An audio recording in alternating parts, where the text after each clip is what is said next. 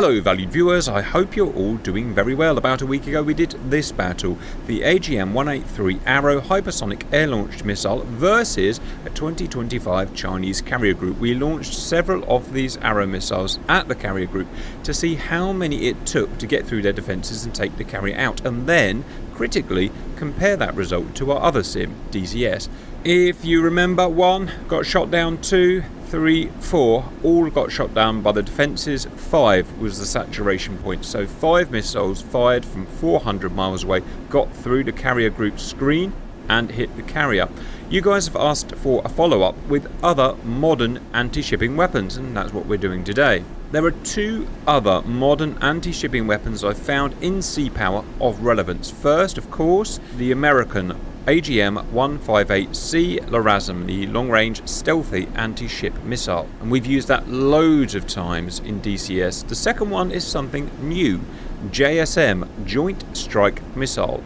It is essentially an air-launched version of the Norwegian American-developed AGM-184A naval strike missile, modified primarily so that it can fit in the stealth bay of an F-35. And so what we're going to do today is have exactly the same carrier group, Chinese carrier group, as we had with the Arrow test. We're first going to launch LRASMs at it to see how many are needed to saturate that carrier group, and then we're going to try with the JSMs. So first, let's just remind ourselves of the carrier group. It's a 2025 spec. We've got them spread over 6 miles. We have the Type 003 Fujian carrier in the middle with her defences of a staggering 168 HQ-10, that's SHORAD only, note.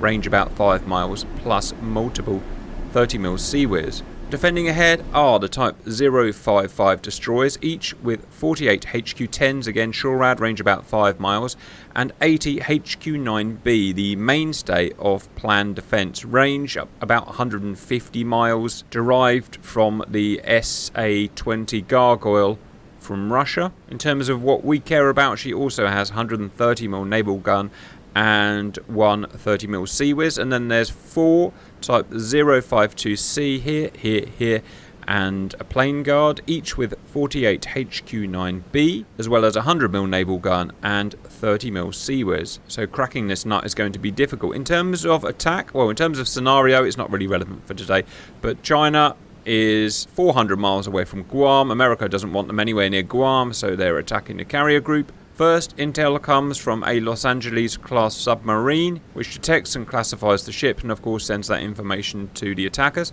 The first attack, if you remember last time, was 3 B-52s, each with 12 harpoons.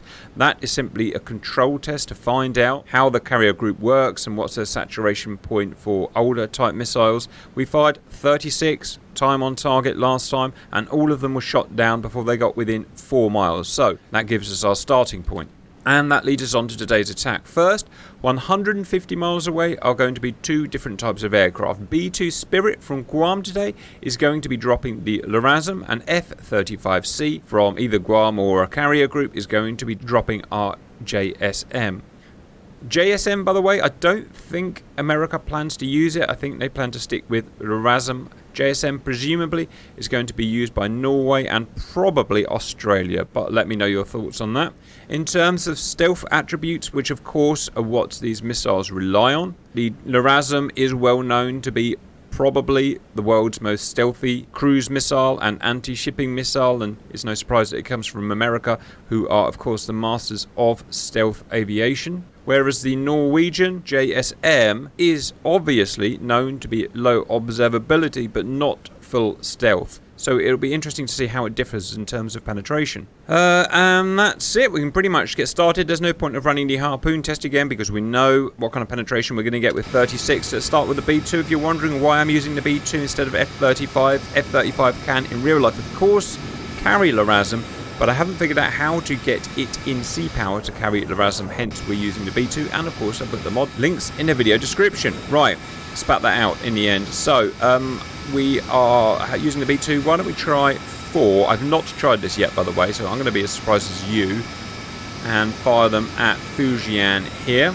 It's going to be an interesting test, viewers, as he opens his bomb bay. There they go, LRASMs, finless, deploy their wings,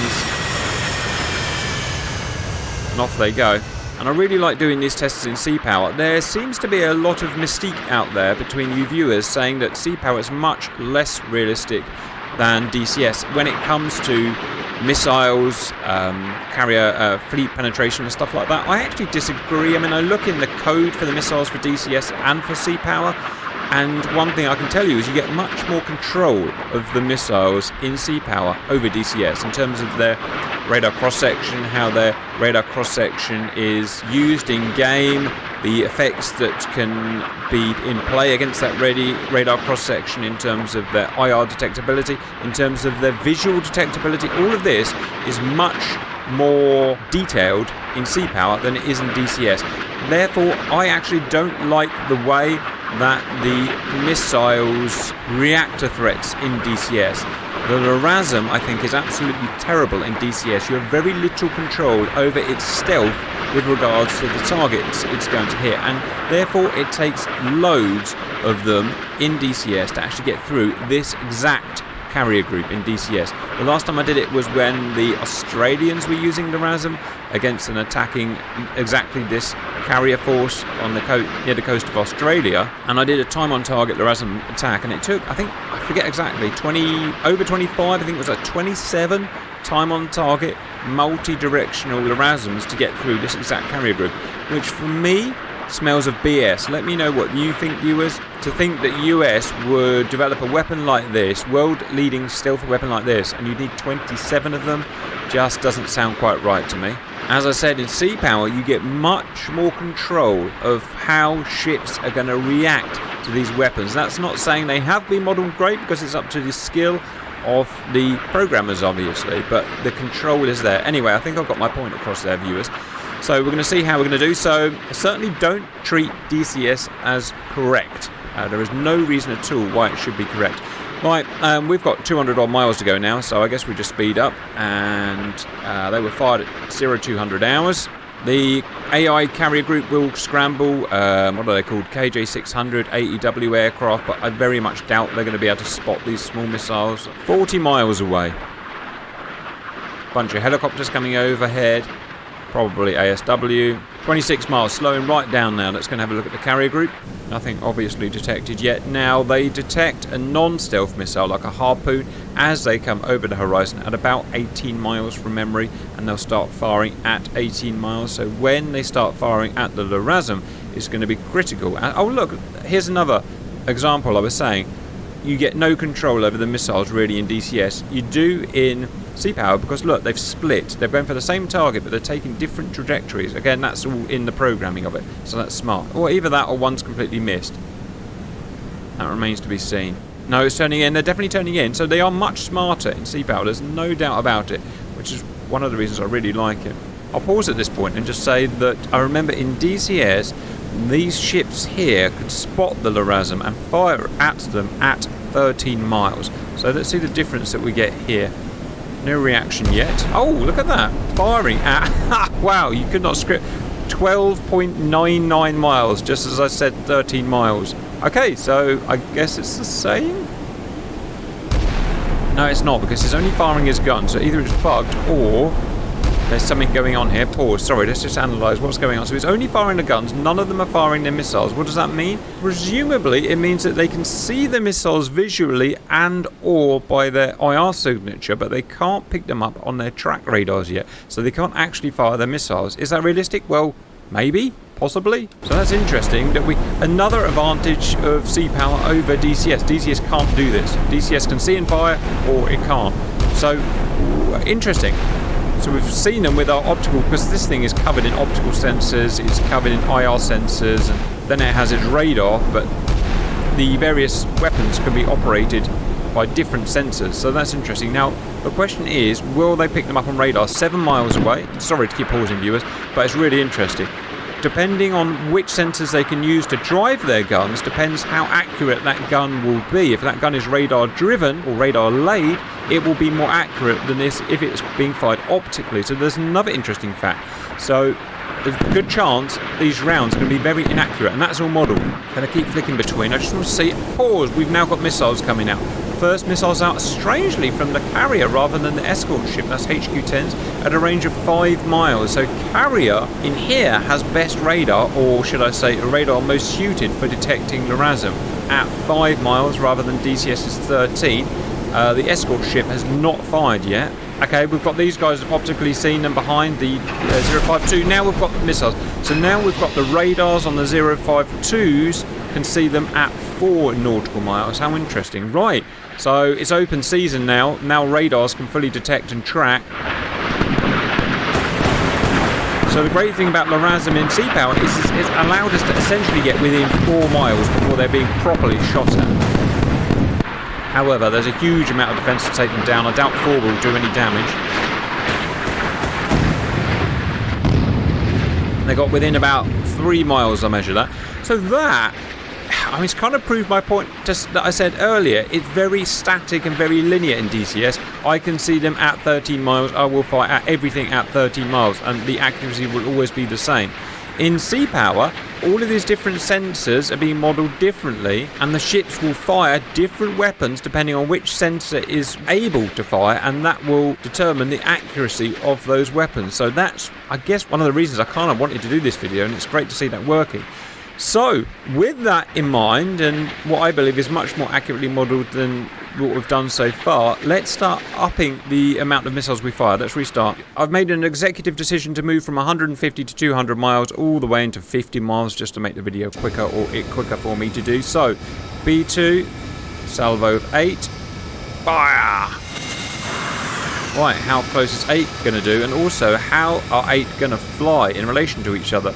LRASM, of course, as probably most modern anti-ship missiles, are data linked. They will talk to each other and decide how they're going to attack, which targets they're going to attack, and this is nothing new. The Soviets were doing this in the 1970s, 1980s. Speed up, so we know nothing happens until about, it was bang on 13 miles, wasn't it?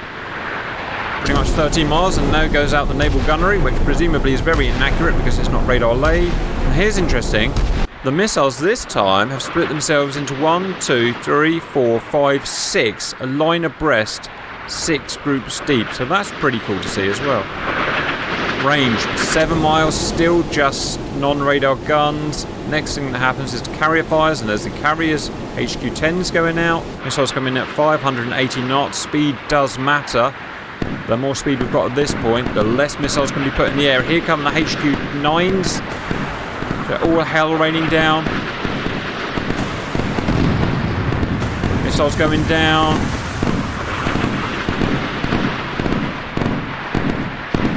Two miles to ships.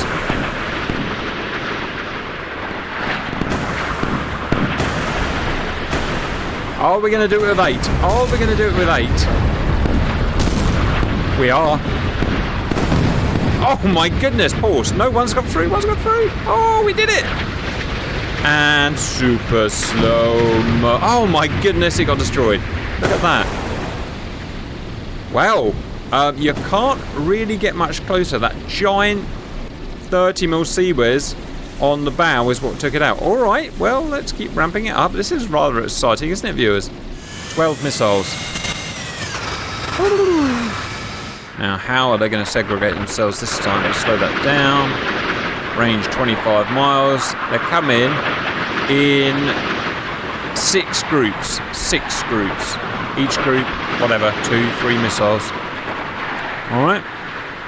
Range is 20 miles. Approaching 13 miles. And the guns are going to start with terrible accuracy.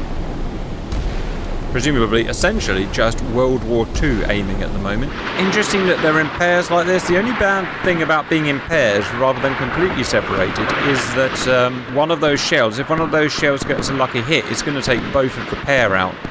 So I guess that's my only complaint. Oh wow, they close really quick, don't they? 6 miles. One more mile. HQ-10's now out. Even once, sorry to pause again, viewers, but the way sea power works, even if the missile has been fired at them, because the radar can see them, the stealth will reduce the likelihood that missile will hit. So there's still a relatively low probability the missile will actually hit. Full saturation going on now.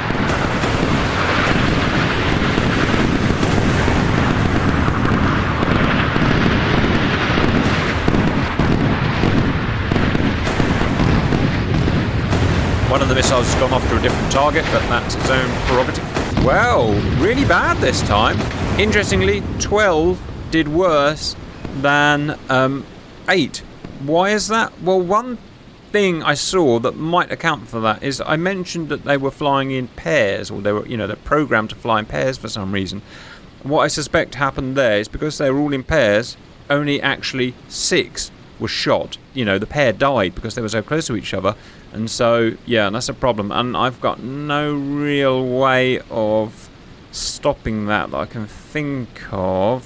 So my thoughts were that firing like that was really inefficiently, so I put two B2s in. I'm going to spread the shots between the two B2s just to see if we can stop them pairing up like that. So if I just tried this, for instance, if I tried 1, 2, 3, and then I tried you 1, 2, 3, that should be 6 from each B2. Let's just see if it gets over that problem. They've split. Look, pause. They've split. So it does make a difference the way you send them out. They've split to 1, 2, 3, 4, 5. 1, 2, 3, 4, 5. So you've now got, it's just 12 missiles again, same amount of missiles, but this time they're split into 10 separate groups. So interesting. So let's see how that does. I suspect it will do better than the 12 in 6 pairs. HQ-10's out. Wow, they really are flying close together. They couldn't do that in real life. The turbulence would knock it right out of the air. Not quite time on target, that's a problem.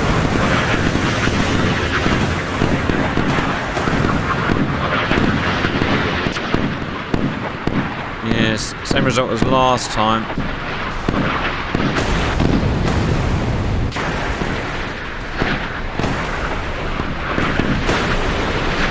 Well, we got... Oh, so close.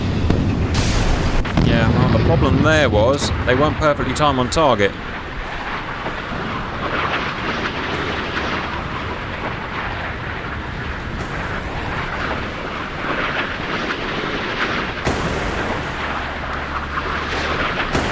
Oh, okay, we got one through.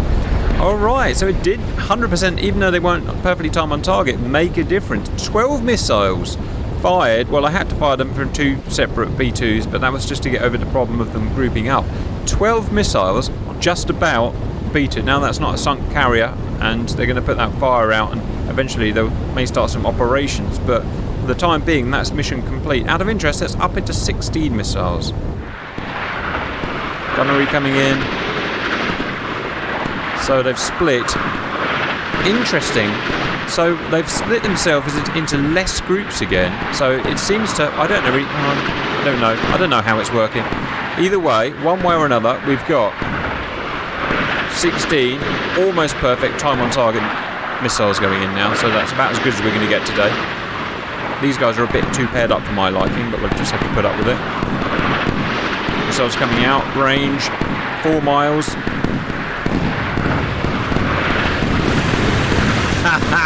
Did you see that? They just shot their own AWACS down. Look, they shot their own AWACS down. Brilliant.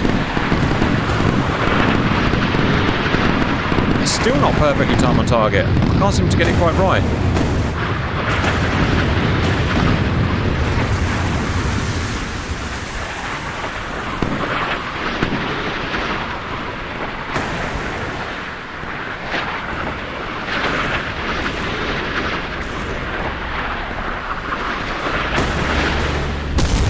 Two missiles on the carrier and 2 on a destroyer. That's a destroyer out of action, and that's a carrier out of action. Right, we found the saturation point.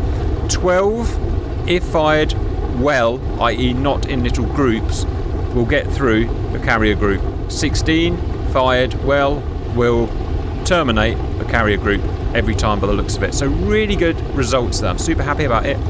Differs very much to DCS, where, you're looking more like 30 up to 30. Which is more realistic? Well, only the guys that make the carrier groups and make the missiles would know, but I would say that Sea Power is much more likely getting it right. 12 to 16 sounds much more feasible to me, and for the reasons that I've been talking about all through the video. Right, well, there we go. A new set of data points to look at, viewers. Next, let's try JSM, I suppose. Alright, so let's grab an F-35C. It can carry either configuration of 2 JSMs in its stealth bay or 2 JSMs in its stealth bay and another 4 under its wings, and we're obviously going to go for the full 6. And we're going to launch 6 to begin with from one aircraft and see what happens.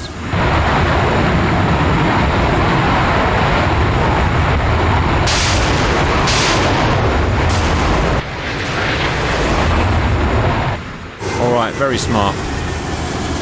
The missile itself, as we said, developed by Norway and Raytheon in America, paid for by, I believe, Norway and Australia. Developed from the naval-based Naval Strike Missile to be air-launched by the F-35. It's a redesigned body to fit in the F-35 bay. I can't remember if it's a bigger or a smaller warhead, but I know, or I'm pretty sure it has longer range than the ship-to-ship variant. And that's pretty much all I know at that point, so let's speed it forward. So just remind ourselves, the LRASM was seen optically at 13 miles and fired at 13 miles, and then radar missiles started to come out at 5 miles from him and 4 miles from him. Okay, gun firing at 13 miles, or slightly above 13 miles. Well, that's probably the range of the gun, to be honest. So it's possible it can see the missiles slightly further ahead. Oh, now that's very different. So the missiles, so they could get a radar track at 11 miles. So a radar track on the LRASM at 4 miles, on JSM at 11 miles. Well, that's going to be a major problem, because not only can they fire much further away, therefore firing for more time and more missiles, but also it probably means that they're going to get a better quality of radar track, and therefore the missiles will be more accurate. And that's radar gunfire now. That's proper radar lay gunfire, look, because it's coming in. Oh yeah, even the guns knocked them out. Jesus. Well, what a difference. I mean, yeah. I mean, it's better than Harpoon, but once they were being spotted, they were being spotted. Interesting. We're going to need to launch a lot of these, aren't we? So it's still significantly better than Harpoon, because Harpoon gets missiles launched at 17, 18 miles. But it's still going to be hard to get through, so I'm going to launch a bunch. So that is 18 time on target. Speed it up. Slightly concerned that they're packing themselves together again. That is really annoying. There's me singing the praises of sea power, but look, that's not good. Not good programming at all. 12 miles, gunfire coming in, missiles coming out 11 miles. Yeah, I'd say multiple groups being taken out by a single missile.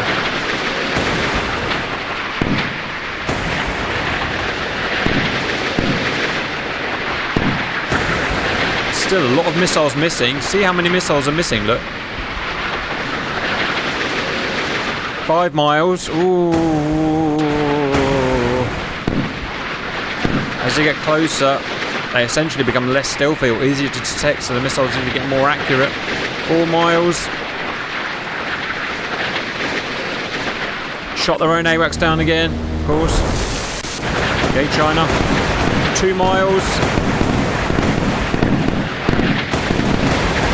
1 mile.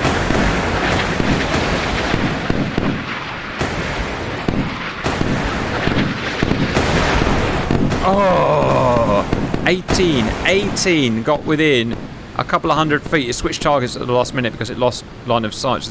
Oh no, it's hit. I think that's probably friendly fire. I think probably ignore that. As funny as it is, I don't think a missile got through there. It's much better than Harpoon. Remember, 36 Harpoons only got within 4 miles. 18 JSMs, one of them got within 100 feet. So, very, very close, but not quite there. Welcome back, 6 more added, 4 groups, total 24. Most of the spread is okay, but you got some weird ones in there again like that. 12 miles, and just gonna have a look, 11 miles, missiles out.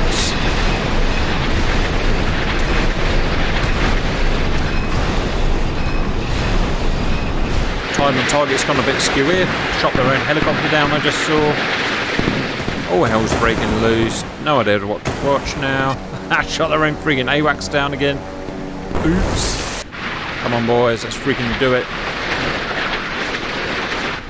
Ah, come on. Must do better. Ah. Come on, come on, come on, come on, come on, come on, come on, come on, come on, come on. Come on, let that extra. Boom!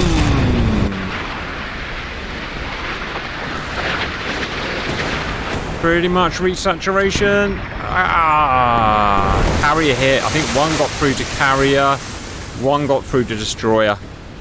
I think that's pretty much saturation. If not, just a couple more will probably do it. Alright, so let's try and ascertain where we are, because must admit I'm losing count now. So we started off with LRASM, 12 just about saturated, 16 definitely got through with multiple hits on multiple ships. The JSM almost got it with 18, up to 24, and then we definitely got one through on carrier and definitely got one through on here. So in all, saturation point is about 12 on the LRASM, about 24 JSM, and about double that, about 48 from what I remember with the older Harpoon. Which all seems within the realms of possibility. Obviously, I don't know. But anyways, what you guys asked for, and I found it very interesting in terms of which is more realistic, this or DCS. Obviously, don't suppose we're ever going to know, but I get the feeling it may be this. Anyway, let me know your thoughts or anything else you want to see. I hope you enjoyed that, and bye-bye.